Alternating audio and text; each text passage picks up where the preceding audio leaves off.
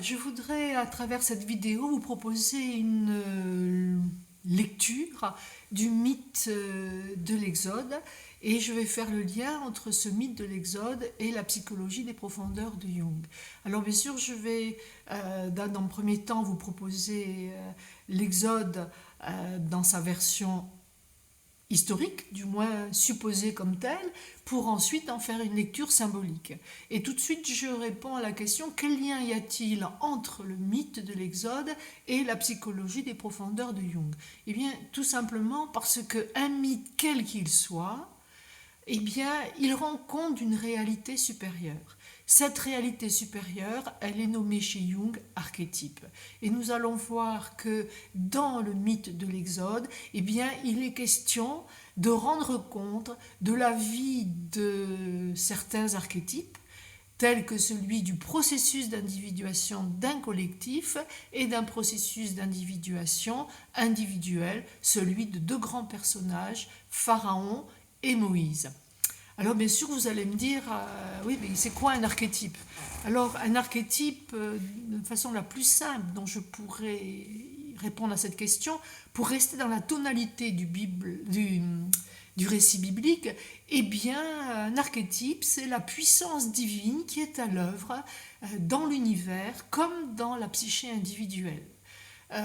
Jung a mis la notion d'archétype, mais il fait référence à cette énergie vitale qu'il va nommer la libido, qui pénètre l'univers entier ainsi que les individus que nous sommes, et cette libido prend des formes spécifiques qu'il a nommées archétypes. Alors il y a autant d'archétypes qu'il y a de formes manifestées dans le monde visible auquel nous avons accès. Elle est très intéressante, cette notion d'archétype, parce qu'elle fait le lien entre ce que l'on appelle le monde d'en haut et le monde d'en bas, c'est-à-dire le monde de l'esprit et le monde de la matière. Et l'archétype a cette qualité d'avoir un pied dans le monde de l'esprit et un pied dans le monde de la matière. Voilà.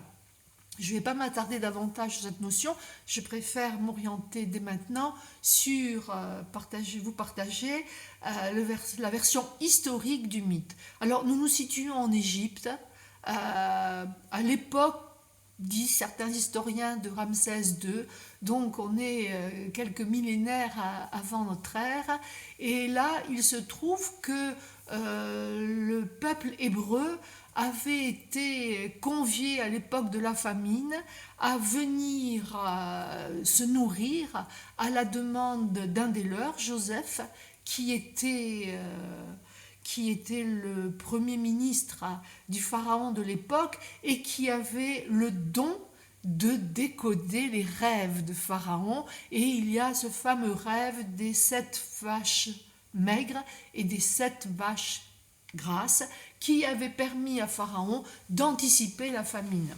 Et donc le peuple hébreu, installé en Égypte, a prospéré et a travaillé considérablement. Et il se trouve que, eh bien, il constituait une main-d'œuvre abondante, compétente et gratuite à Pharaon. Il se trouve que la situation du peuple hébreu en Égypte s'est considérablement dégradée parce qu'ils se sont retrouvés plutôt exploités et donc esclaves de la gouvernance de Pharaon. Et c'est là, à ce moment-là, qu'intervient ce personnage de Moïse qui a été confié par sa mère au fleuve le Nil, alors même que le pharaon avait ordonné la mise à mort de tous les premiers-nés du peuple égyptien. Donc elle confie cet enfant au Nil qui va se trouver par le plus grand des hasards recueilli par la femme ou la fille de Pharaon. Et je crois que c'est la femme de Pharaon. Hein. Et elle a très bien vu, parce qu'il y avait quelques indices dans le berceau, elle a très bien vu que la filiation de l'enfant qui qui était arrivé dans son bassin privé, et bien était un enfant d'hébreu, elle va faire l'impasse sur cette filiation et l'élever comme un prince à la cour. Et Moïse va s'avérer être un masculin puissant, intelligent, qui aura les faveurs du pharaon, ce qui va causer une très grande rivalité avec le fils légitime du pharaon.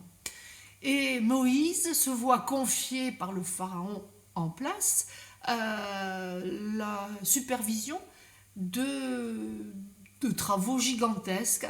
Et lors d'une visite de chantier, si je m'exprime ainsi, il va assister à une scène où un contremaître égyptien maltraite un hébreu, son sang ne fait qu'un tour, il sort son glaive et paf, il tue le contremaître. Dans l'incapacité d'expliquer son geste, vous voyez qu'il a été un geste compulsif, réactionnaire, très réactif, eh bien, il va fuir et il va se réfugier dans le désert où il va y demeurer pendant plusieurs décennies. Et là, il va adopter une vie de nomade. Il est recueilli par la communauté de Bédouins qui est dirigée par Jéthro. Il va épouser sa fille Séphora. Il aura 2 garçons et il continue paisiblement à mener une vie paisible, sobre, voilà. Jusqu'au jour où il est interpellé, alors qu'il est dans le désert, par la voix de l'Éternel qui lui commande de retourner en Égypte, et de délivrer le peuple. Alors bien sûr que Moïse est très interpellé, il va être réfractaire à la proposition imaginée, et l'Éternel lui dit qu'il aurait tous les moyens mis à sa disposition, et pour qu'il se sente moins seul, lui dit de faire appel à son frère, à Aaron. Excusez-moi, je n'arrive pas à le dire, à Aaron. Voilà. Et donc Moïse retourne en Égypte, accompagné de son frère, bon, je vais oublier, accompagné de son frère, et puis il va donc s'apprête à fêter la Pâque juive, et pour ce faire, il a besoin de 3 jours de RTT, nous dirions aujourd'hui, afin que le peuple juif puisse fêter la Pâque comme il se doit dans le désert. Donc, Moïse, qui ne doute de rien, demande une audience à Pharaon et lui demande la permission d'emmener le peuple, etc. Pharaon, lui, il a des chantiers en cours, la main-d'œuvre est gratuite, ça fait une baisse d'activité que sa trésorerie ne pourra pas supporter. Alors qu'est-ce qu'il propose ? Eh bien, c'est un non. Moïse lui dit acte que c'est un non, et en même temps, il sait très bien, Moïse, qu'à partir de là, eh bien, les relations avec Pharaon vont se dégrader. Et effectivement, il va, avec l'aide de l'Éternel, bien sûr, Pharaon va se trouver confronté par Moïse à 10 épreuves dont il ne se remettra pas. C'est-à-dire, je vous le dis tout de suite, c'est Pharaon qui va perdre, même si il va se lancer à la poursuite, il va revenir sur une décision. Mais voilà, j'anticipe un peu trop vite. Donc, au bout de la 10e plaie, Pharaon, n'en pouvant plus, parce qu'il a perdu quand même son fils, tous les fils aînés du peuple égyptien sont morts, et donc il cède, et Moïse emmène tout le peuple hébreu à travers le désert vers cette fameuse terre promise que l'Éternel lui a laissé entrevoir. Et ça ne va pas se passer tout seul, la traversée du désert. Elle va durer 40 ans, et dès les premiers ébranlements, si je puis dire, de ce peuple, Pharaon, fou de rage, va revenir sur sa décision, va se lancer à la poursuite. C'est le fameux épisode de la traversée de la mer Rouge. et qui va engloutir Pharaon et son armée. D'ailleurs, à ce propos, vous savez que le mythe historique est remis en cause par les archéologues, les historiens, et qu'au mois d'octobre dernier, ça c'est intéressant de le savoir, les archéologues égyptiens ont découvert, comment dire, on fait des découvertes archéologiques très intéressantes où il y a des milliers d'ossements, d'armures, de glaives, etc., qui peuvent lever certains doutes sur l'historicité de ce récit. Voilà. Et donc la traversée du désert dure 40 ans, je vais rapidement parce que c'est un mythe qui est très long, et à un moment donné, Moïse va confier le peuple à son frère, il va grimper sur le mont Sinaï où il se sent appelé, c'est l'épisode du buisson ardent où l'Éternel lui dit de se cacher la vue parce que nul ne peut me voir et demeurer en vie, et donc va confier à Moïse les 10 tables de la loi, qui sont les 10 attributs, les 10 lois de la vie qui n'est pas permis de transgresser. Moïse se trouve dépositaire de ces 10 tables de la loi, redescend vers son peuple, et là, il est absolument atterré parce que le peuple hébreu a demandé aux frères de Moïse de fondre tout le trésor qu'ils avaient à leur disposition et de sculpter ce que l'on appelle le veau d'or. Et ils dansent devant ce veau d'or, donc ils sont de nouveau repartis dans une forme d'idolâtrie. Dans sa colère, de rage, Moïse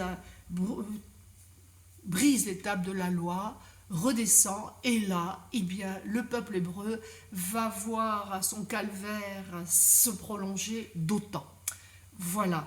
Et Moïse et son frère vont aller jusque vers la terre promise, et vous savez que Moïse et son frère Aaron ne pourront pas mettre le pied dans ce paradis sur terre, et l'explication en est tout simplement que Moïse a transgressé une loi de la vie, il a donné la mort, il a fait couler le sang, et donc il n'est pas autorisé à pénétrer dans cette terre promise, et il a, disent les historiens, 120 ans quand il meurt.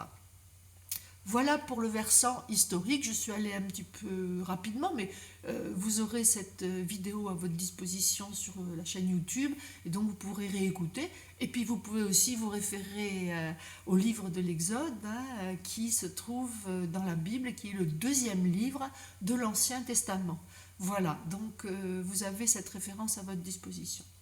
Alors maintenant, je vais vous proposer une lecture symbolique, et cette lecture symbolique m'amène à vous proposer, du moins à regarder les lieux et les personnages comme étant des symboles particuliers. À savoir que le personnage de Moïse, eh bien, c'est l'archétype du guide. Pharaon, quant à lui, eh bien, c'est l'archétype du tyran, l'homme de pouvoir.